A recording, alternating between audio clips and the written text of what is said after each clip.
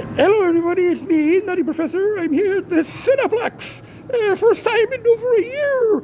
And Tuesday, reduced tickets. There's nobody here. I guess everybody hasn't readjusted to this, whole vaccination thing. And, so, and then I couldn't find my SIM card.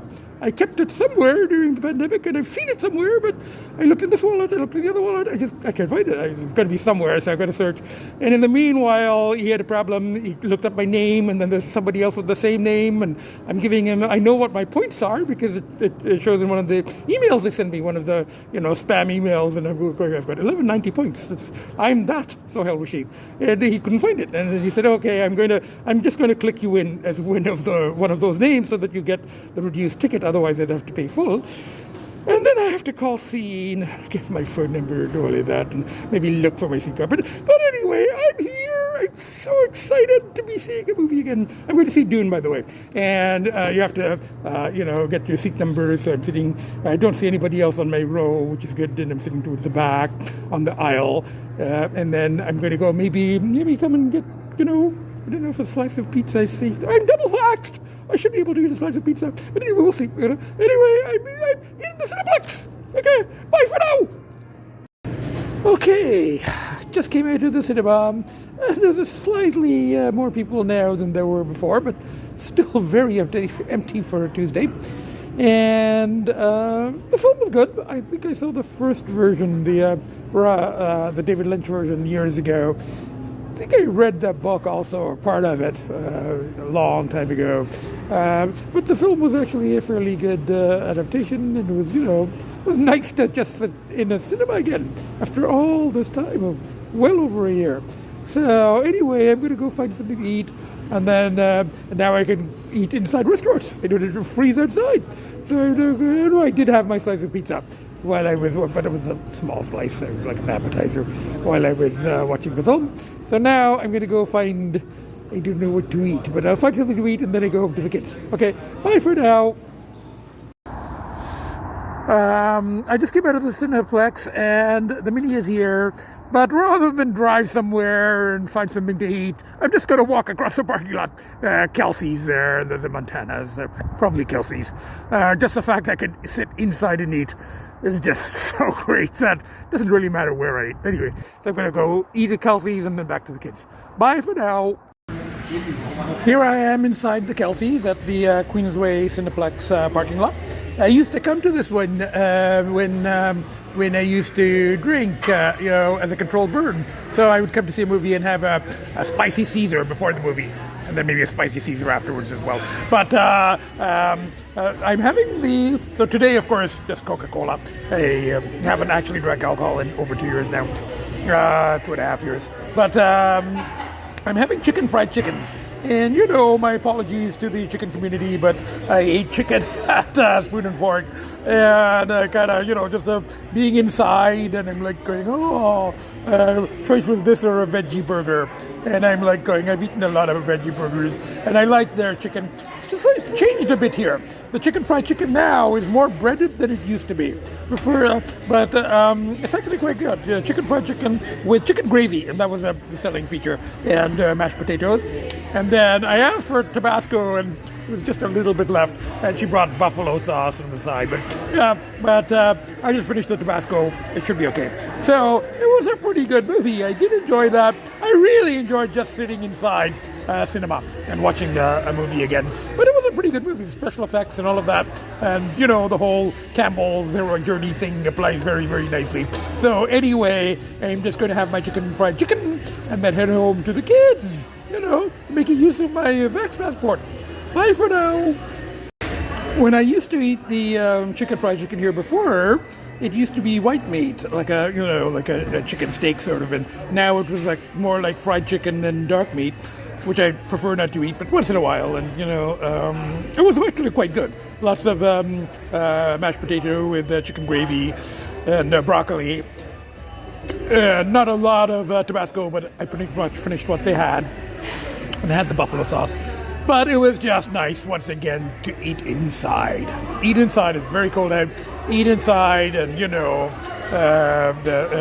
even though it was not the white meat that I prefer, The dark meat chicken was nicely fried and very crispy and breaded, and I enjoyed it. So I'm just going to finish up and head back to the kids. Bye for now. Hello everybody, I'm here at the new Salad King on McCall and Queen, very close to the art gallery because I have a booking at the art gallery to see the Picasso exhibition. I'm a big Picasso fan at 2:45. And I think it's about 1-something right now. And I took the bus to town as usual. And I noticed last time that this place was here, and now I'm certified, so I can eat inside. I can go to the art gallery. I'm making use of all of these things. Now, a little story about Salad King. I used to be a regular, the original one. I mean, 30 years ago, on Gold Street, just by where I used to teach. And it was, it was a tiny little place, and there were some tables in the back. And I knew the owner and the owner's wife, and we it used to be faculty and students, And in those days, Thai food was just starting to become, in. It was that long ago. And that he expanded, but then it burnt down, and they moved onto Young upstairs, and they'd started the communal tables at the Gold, but when they renovated, and then they carried on that theme at the one there on Young.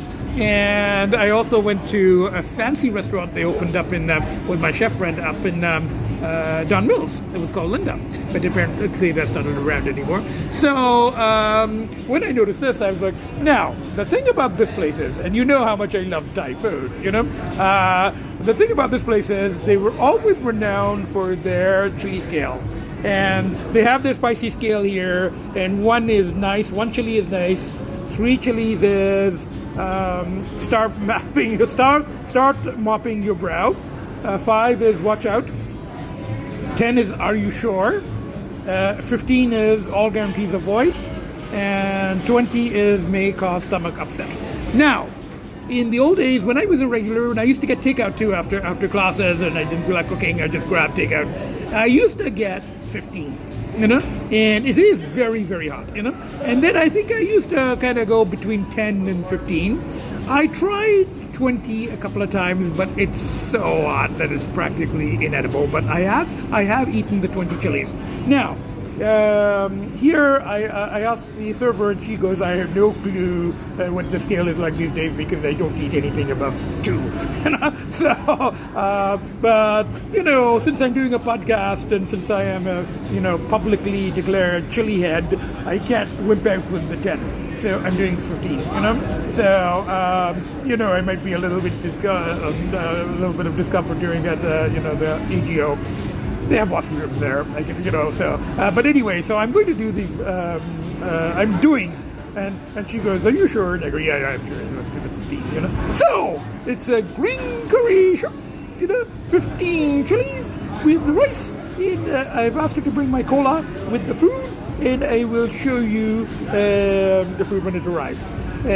Plus, I am excited to see the Picasso. I will have a chili high for a very, the endorphins are going to kick in. So I'm going to have a bit of a chili buzz when I'm in the art gallery. Okay, bye for now. The food has arrived. 15 chili, green curry shrimp. I'm not doing for chicken because I've been devouring a lot of chickens lately, so we're giving the chicken community a break. And this was their trademark, the pyramid of rice. Now, while I was waiting, I was kind of looking around. I like the decor here. Got the bamboos up there. And what I really like about this place is that it doesn't have the communal seating of the Young Street one. And I think this is a little bit less, student-y. Probably the OCAD students, OCAD's right next door, probably come here. But anyway, you know what? I'm just going to taste it in front of you. And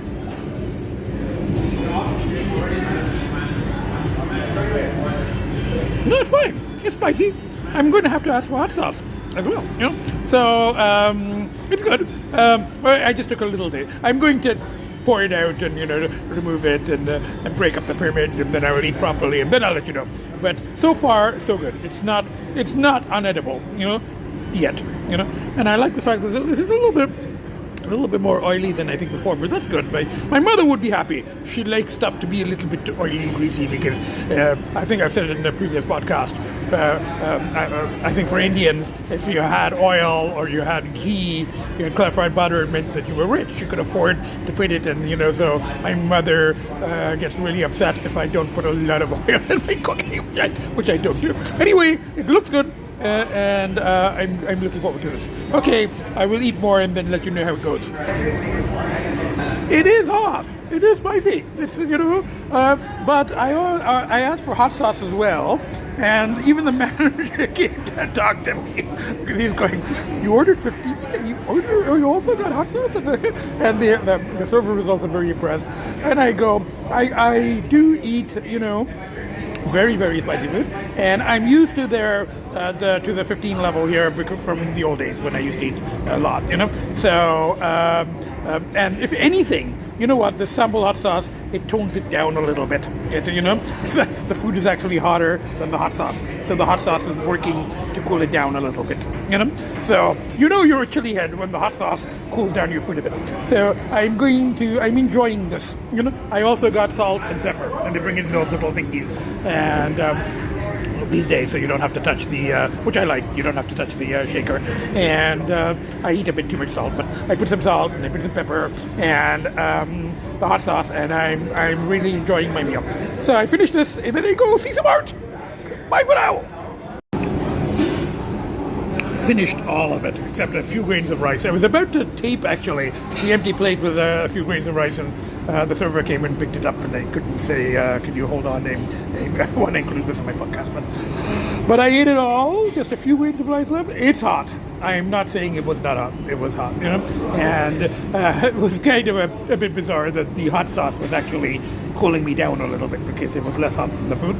But it was good. I definitely have a my top of my mouth is like kind of on fire, and I'm pretty sure that there's a little bit of a chili buzz going on here. So I'm going to get some gelato ice cream on my way to. I'm glad I booked a little later at the art gallery. Eating spicy food takes more time, but anyway, I'm going to stop at the gelato place. I kind of need ice cream, so I'm going to have ice cream and then go see Picasso. Okay, bye for now. I'm having pistachio gelato at this little place on McCall. You can see the OCAD in the distance, the building that looks like it's on pencil, supposedly. The pistachio ice cream is very good. The clerk inside is going, "Oh, we use these special pistachios that come from a little place in Sicily.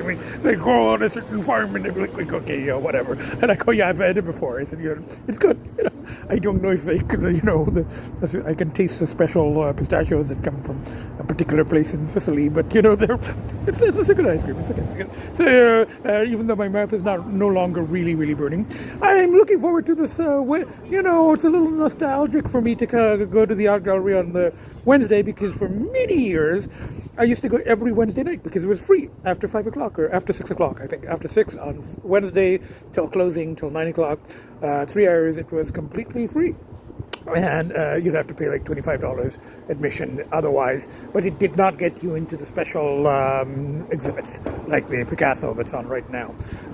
But as of last year, they've made annual pass is only $35, and you can go as many times as you like, day, evening, whenever it's open, you can go, and it also includes a special exhibit, so it's a no-brainer. I mean, I got the annual pass, when they first started offering it, and then they kept extending it because it was closed for long periods during the pandemic. So I'm looking forward to Picasso. I don't think I'm going to be able to tape inside. They probably won't allow it in the Picasso exhibit. So I will tape again after the exhibit, let you know how it was. Okay, bye for now. I'm here in the art gallery. I had to show my vaccination thing, and then the ticket, and then the ID, and did all of that. It's cold outside. My fingers were feeling really cold. I should have kept gloves. But anyway, I'm not sure they're going to allow me to film inside. So this is just entering. I have to show the ticket again. I've got it booked for 2:45. So I'm going to go into the Picasso, have a look around, and I probably won't be able to tape inside, but I'll tape afterwards, after I leave the gallery. Okay, I'm looking forward to this. I'm also looking forward to warming up. My hands are freezing, you know. Okay, bye for now. I asked, you can take pictures. I didn't ask about film, but you can take pictures of any painting except the ones that have this little no camera thing. So this one, I can't show you that picture because it's got a no camera thing. I won't show you the rest. I'll just say that this first hall is mostly the representational stuff. It seems to be chronological. So these are the early 1900s. So I will just see the rest, and I will tell you how my impressions after I exit the gallery. Bye for now. This next gallery is paintings of the female nude, 1901. They're mostly by Picasso, and some of them are in the permanent collection here, and some have come from other, are on exhibition from elsewhere, and some are by other painters of that period, done in that year of the female nude. So anyway, I'm going to look around and then move to the next gallery. This is a nude with black cats. More from the blue period, and this is a self-portrait of him at 19. I didn't film in a couple of the busier galleries in between, but it's a very good collection, and this is, I think, the last gallery before you get to the gift shop. So this is the Rose period, and I'm not filming much just because I do know there might be copyright laws and all that kind of stuff, even though he said that you can take photographs of any paintings except the ones that have the no camera sign, and there are a few here and there. Anyway, I'm heading out. I'm not going to buy anything at the gift shop. I'm going to have a quick look around the rest of I'm going to come back. The whole thing is, with the annual pass, I can come as many times as I like. So I will come back and spend a little bit more time in each gallery separately. Okay, bye for now. One exits from the Picasso exhibition directly into the Matthew Wong exhibition, which kind of makes sense because Wong had this exhibition I think is actually called the Blue View. It overlaps with the Picasso. I have shown, or at least talked about, the Matthew Wong exhibition in a previous podcast. I really like his paintings. A Canadian, a Chinese painter who committed suicide just 2 years ago in 2019. And a very, very good painter. And he does have a tribute to Van Gogh, his version of Starry Night. And he also, like Van Gogh, committed suicide fairly young. I think he was like 35, and I think Van Gogh was 38 or so. So that's the painting over there, the Matthew Wong's version of Starry Night. But I'm not going to show them in detail. Again, I'm not too sure about the whole copyright infringement thingy, so I'll just give you a quick. It's a very, very good exhibition. I really like the Matthew Wong. Okay, I'm going to have a quick look around the rest of the gallery again, and then head back, catch a shuttle bus back. So I will try to post this tonight if I can. Okay, bye for now. I'm home from the art gallery, and Agita is on my spot on the sofa. She knows that I'm filming, and she got up. So we are having family togetherness time. As soon as I start filming, she gets up. And one of the babies is there, rolling a bit on the carpet, and then the other baby is there, in the dining room. So we have all three Rashid kids, I think this one is Elsie, and Agita is there, running around. Okay, Agita is just climbing up onto her perch where she feels safe, and can look down properly on the babies and the brothers. And one of the babies is there, and then the other, it's kind of camouflaged because it's a black ego chair. And then there's the other baby. So we got two babies. And we get Agita Of course, facing away because she doesn't want to be reminded of the presence of her baby brothers. I have so much material that I could use now on birth order. Anyway, in cats, but I think it probably applies to humans as well. Anyway, I'm going to try to edit together some of the very basic editing of the footage I have from the last couple of days, and then see if I can post tonight. So, bye for now. I'm not going to do any more posting from the ego chair. I don't really need to. I'm just going to put together the footage I have. So we get babies, and we get Gita, and I get to see, where's the other baby? Could be here somewhere. There. So we get 1, 2, and 3. I see a tail. 3. Okay, bye for now.